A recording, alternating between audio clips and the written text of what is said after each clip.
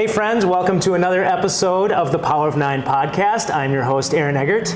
Today we are recording our first live episode and I'm super excited about it.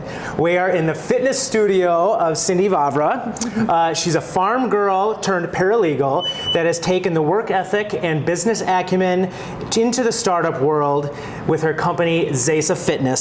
Cindy, welcome to the show. Thank you, Aaron. I'm really excited to be here. In your place. In my place, which I love. This is my second home, yes. Yeah, and bought all this fancy camera and audio equipment, so hopefully the audio turns out good. You're my guinea pig on this. I'm super pumped about that. Glad to do it. Thank you so much. So first of all, before we get started here, will you share with me your pronouns? She, her. Awesome. Thank you very much. So I did know that prior to, so I did refer to you as she. So thanks for giving me the heads up on that. So in this, I like to just, and you've heard the podcast. You mentioned me. You listen to Callan's podcast. And you've listened to a couple others. So thank you for being a listener, and thank you for being a Coalition 9 member. So let's dig into the whole journey. You're a farm gal. I'm a farm girl, yes. Yeah. Born and raised in southern Minnesota, down by the little town of Ellendale, population 500, actually raised 7 miles outside of the little town of Ellendale on a dairy farm. Yeah. What's the experience of growing up on a dairy farm? We've had a couple other, Melissa Johnson grew up on a farm. We've had other people, just being from the Midwest, right? Like Minnesota, that's a big part of where people came from. But talk about that work ethic. One thing I always like to dig into is what is the difference between nature versus nurture? How you were born versus how you were raised, that kind of thing. Right. How much of that informed the way that you are now? Yeah. So I was youngest of a family of 5. I've actually got a twin brother. So older siblings, life on a dairy farm is work every single day. Right. You grow up. And my friends, I had friends who were born and raised on farms too, which helped. When I went to school, I wasn't the only one that had to get up in the morning and do chores before I went to school. It really developed a strong work ethic. The one phrase that I could state is work before play. Yeah. We played a lot too, had a lot of fun on the farm, but had to get the work done first. And a dairy farm too, vacation means anywhere from 10 a.m. in the morning until 4 p.m. in the afternoon. Right. How was the balance of school then? Was school a big priority, or was the farm the priority? Like if something was going on in the farm, so how many head of cattle did you have on? We didn't have that many. At that day and time, it was like 24. Okay, so it's still good. Still good, but we had a lot of other animals too. We had about 1,000 acres of cropland. So we had horses, 1 pig, chickens. So if I just know, just living in farm country, so if things were to go to hell in a handbasket a little bit on the farm for the day, were you taken out of school and you had to help on the farm? For sure. Yeah. We had animals getting out all the time, breaking through fences. If we had a rainy spell, but all of a sudden a good day, you stayed home and you worked on the farm that day. There was no sports. We weren't allowed to go into sports. And I'm much older than you. Girls' sports were just kind of coming into the picture, but that is one thing at the time I felt like I missed out. I wasn't allowed to go be a cheerleader, go out for any sports, because I had to be home right away after school was done.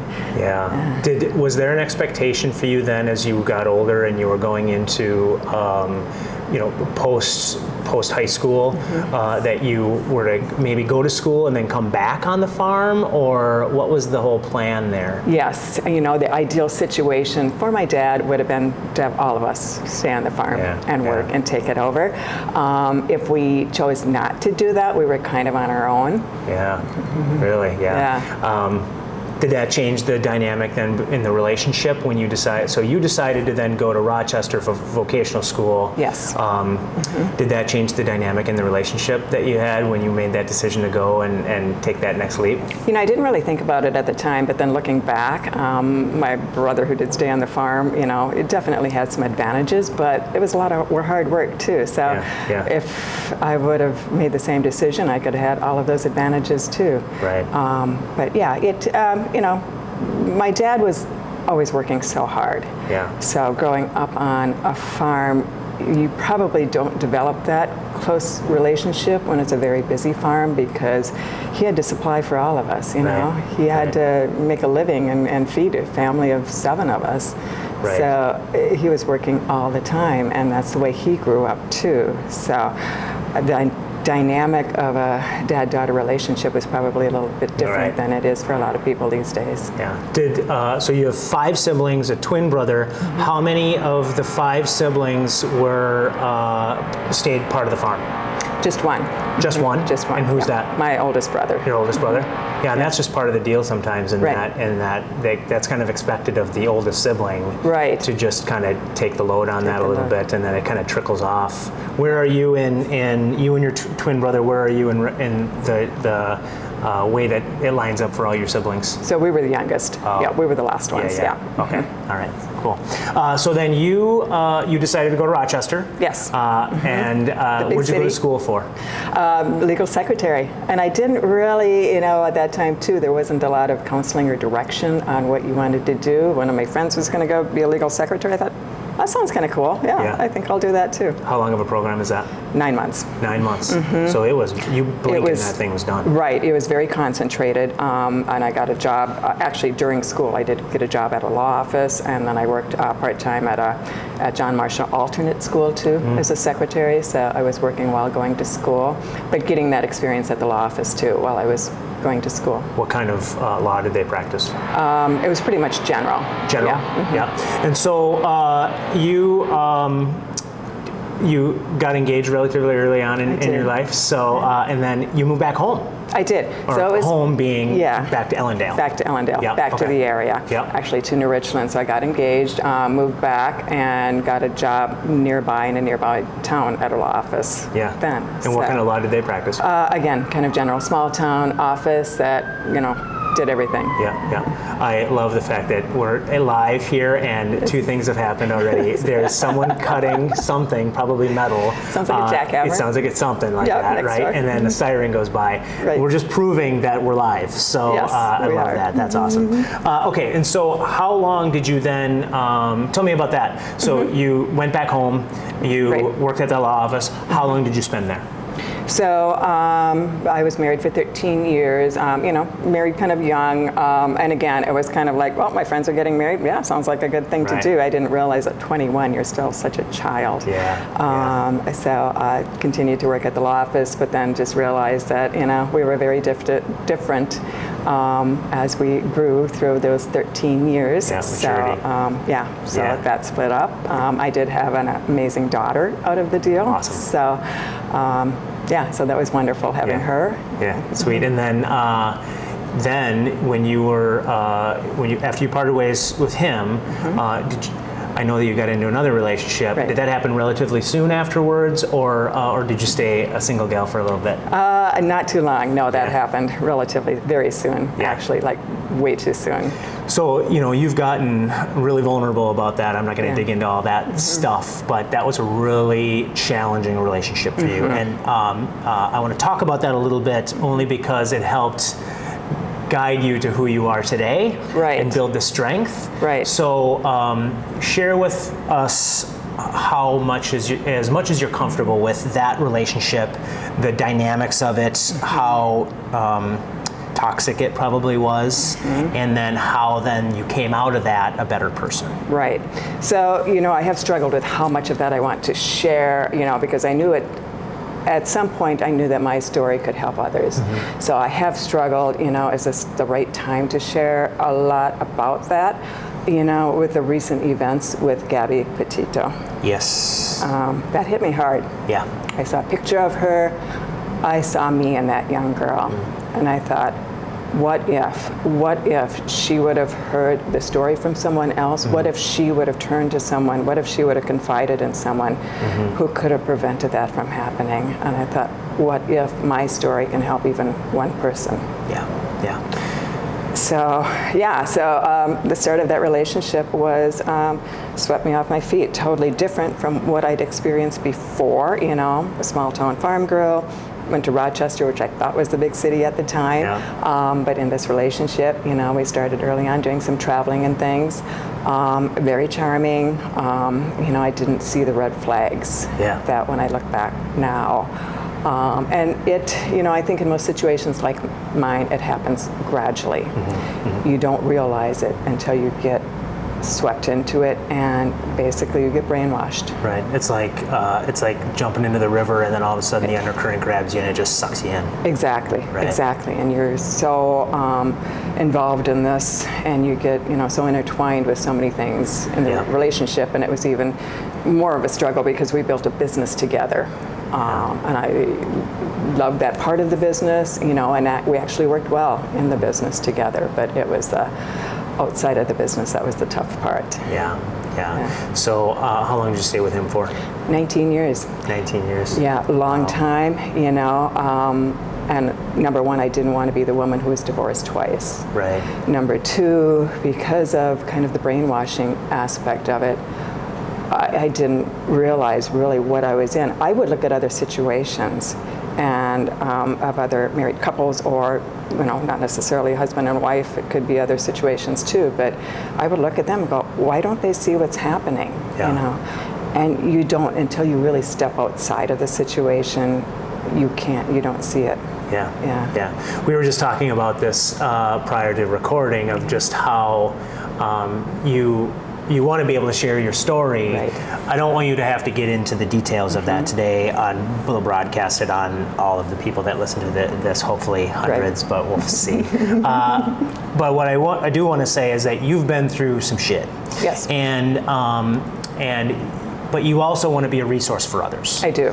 And so what I'm just going to say, whether it be physical, whether it be mental abuse, if people are dealing with that challenge and they don't have somebody to talk to, they don't have a support system, they happen to be listening to this, or they get sent to them and they're listening to this via someone who's a listener, that you're a resource. And so your contact information will be in the podcast notes. Appreciate that. But I just want to put that out there, and to transition out of the details of that, I want to then say, how did that experience of that 19 years, which you had the wedded bliss at the beginning, which then turned into, oh shit, what am I getting myself into, to, okay, now I got to get out of this, made you a stronger person, right? It gave you the confidence that you needed to do the things that you want to do now, which we're going to get into.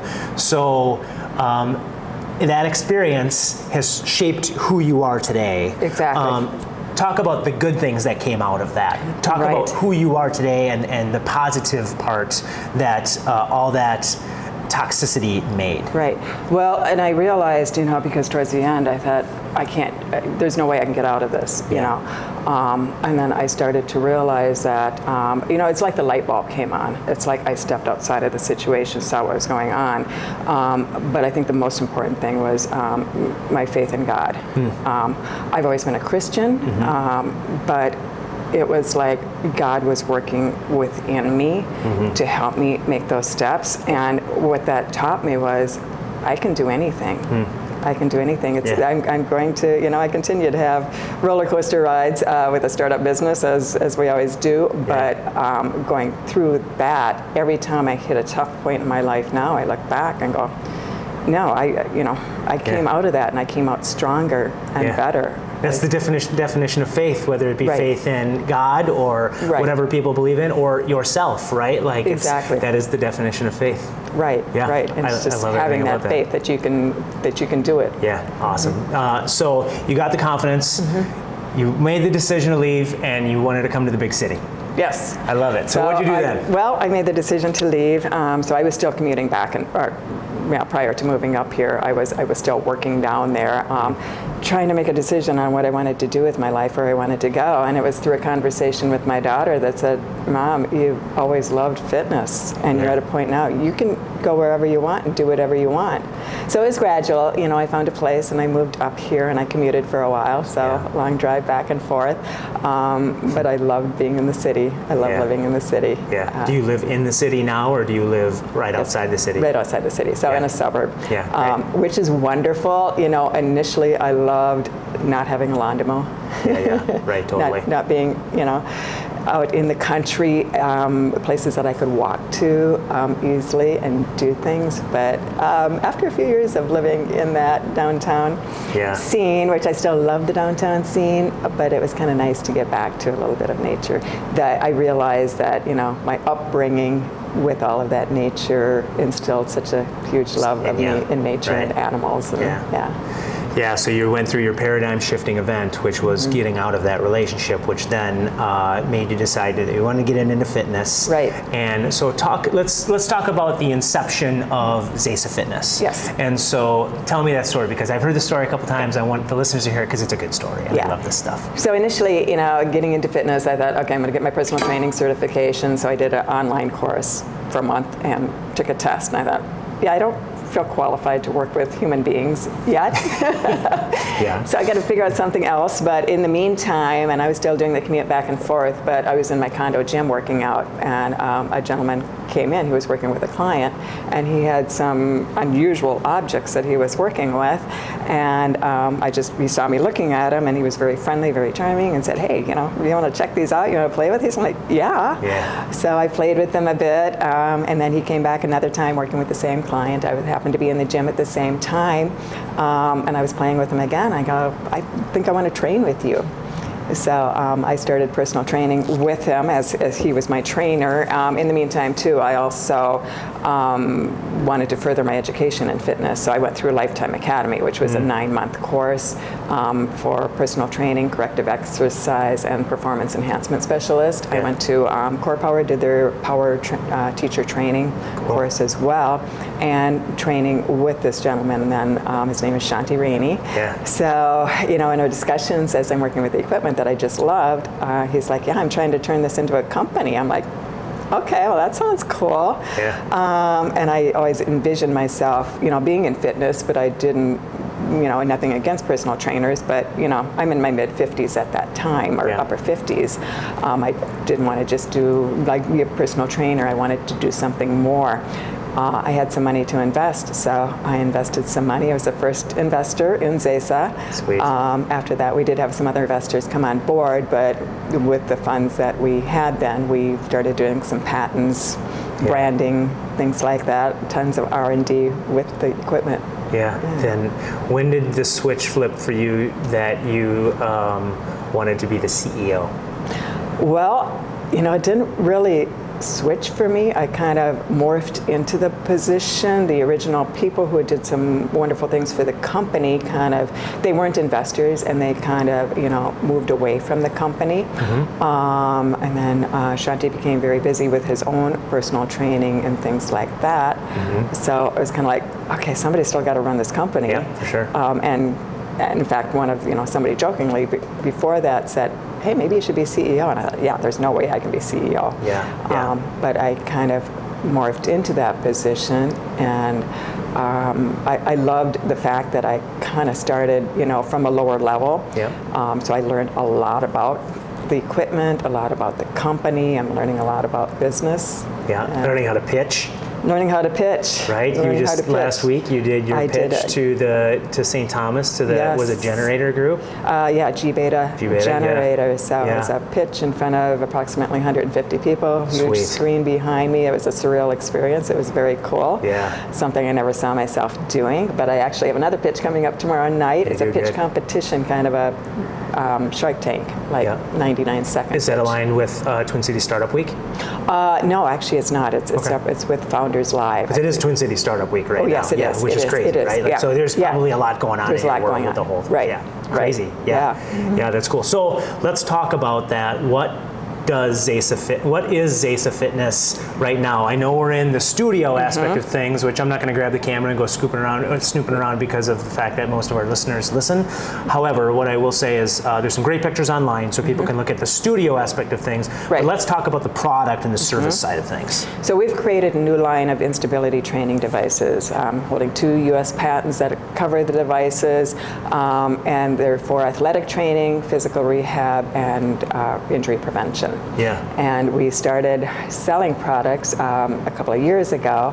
to get market validation, and we decided, hey, let's go for the top on this. Let's start at the top. So we started approaching professional athletes through professional sports teams. Yeah. And we were fortunate enough to have on our team, he's still on our team, who will continue with us, Jeff Diamond, who is former general manager of the Vikings, was president of the Titans, he was NFL Executive of the Year. Yeah. He's a user of our products and loves our products. Awesome. And he's like, hey, I'll start connecting you with some teams. So we started presenting to teams. We've presented to 25 teams, and every team that we presented to purchased. So we loved the market. Like, yeah, that's market validation. That's market right there, validation. Right? Like once a professional sports team jumps in, once consumers start to hear about that, right, that is such a good thing, right? Exactly. Because everyone wants to try. Anybody who's a hardcore athlete, or even just an average athlete like myself, right? Like, I want to get my hands on something that other people are using. Yeah, exactly. Yeah. I love it. So we did that. We've sold to a lot of sports medicine professionals, independent pro trainers, independent pro athletes.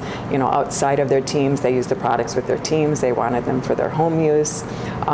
Sold recently some sales for stand-up desk use. Really? So even though we sell to pro athletes, our products, because it's a progressive line, made for everyone from aging adults who just want to improve their balance so they don't fall going upstairs or walking, all the way up to the pro and extreme athletes. So we've had kind of a wide range of clientele. Yeah. So what is the current state of the business right now? How are you sitting, and then what are you seeing as maybe some of your challenges that you're working through, and then obviously I want to talk about what the future holds for Zesa. Yeah. So right now we're finalizing a round of investor funding so we can move into high volume manufacturing, marketing, and sales. Cool. The products currently are being built in our garage, which again, I love the hands-on part of it. I love the one that I'm putting every screw in. Love it.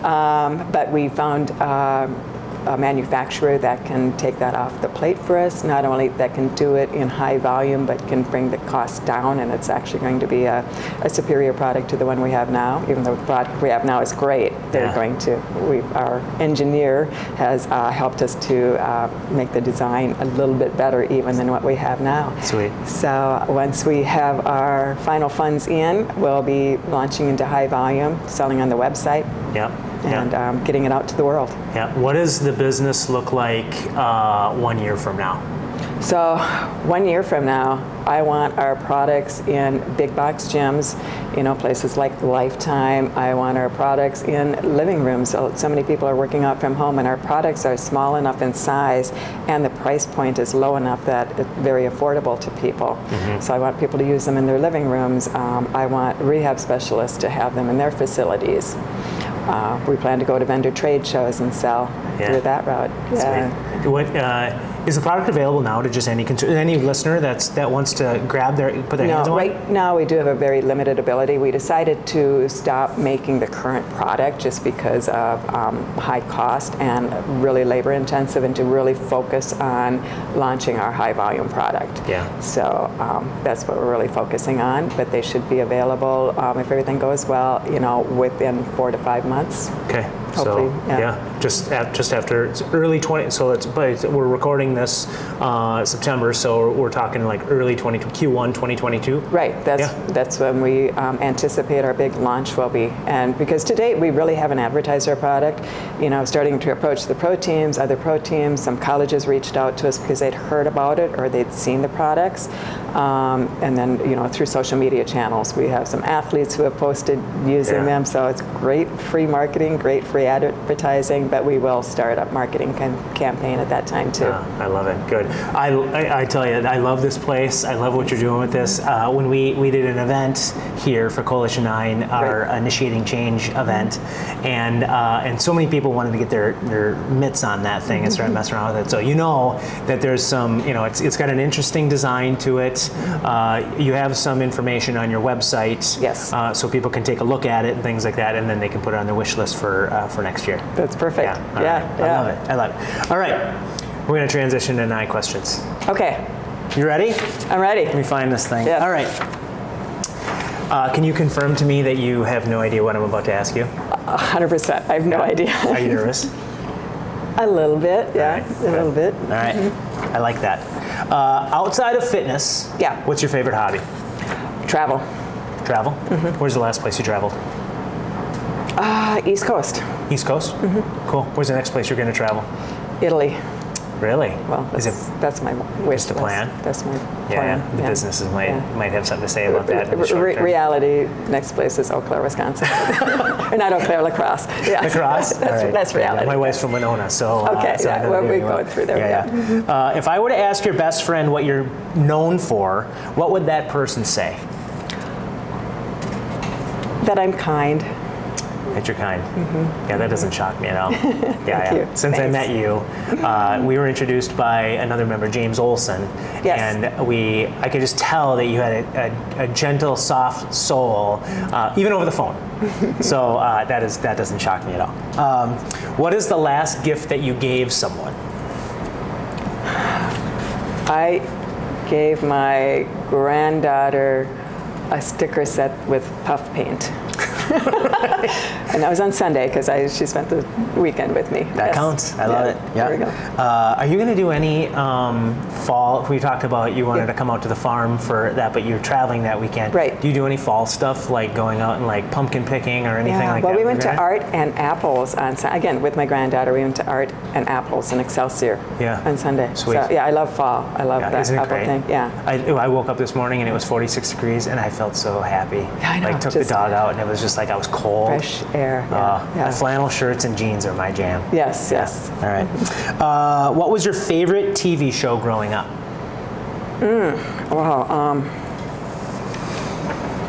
Mary Tyler Moore.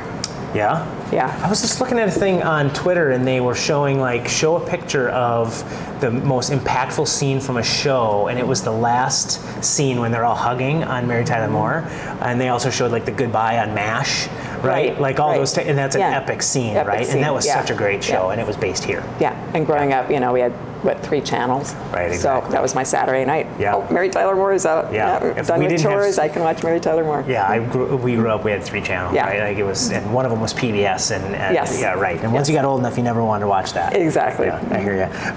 All right, if you could be any animal, what would you be and why?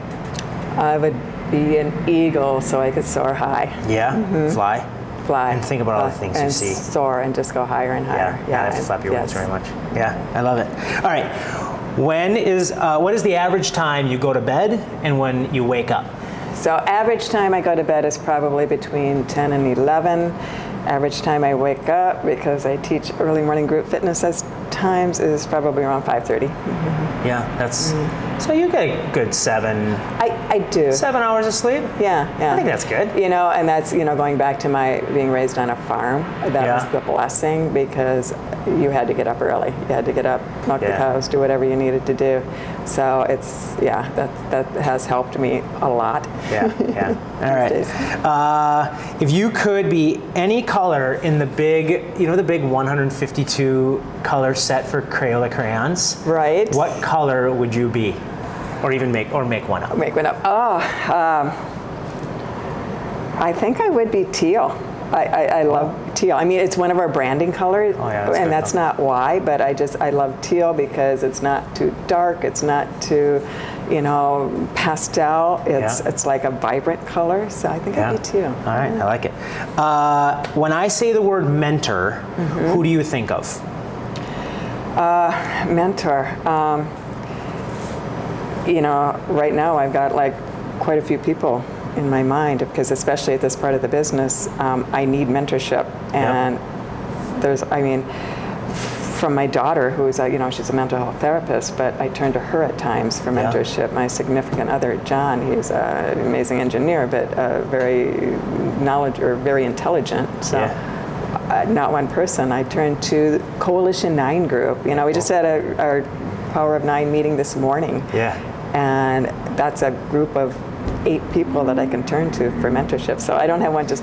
You got a whole bunch of them. Yeah. I love that you said your daughter.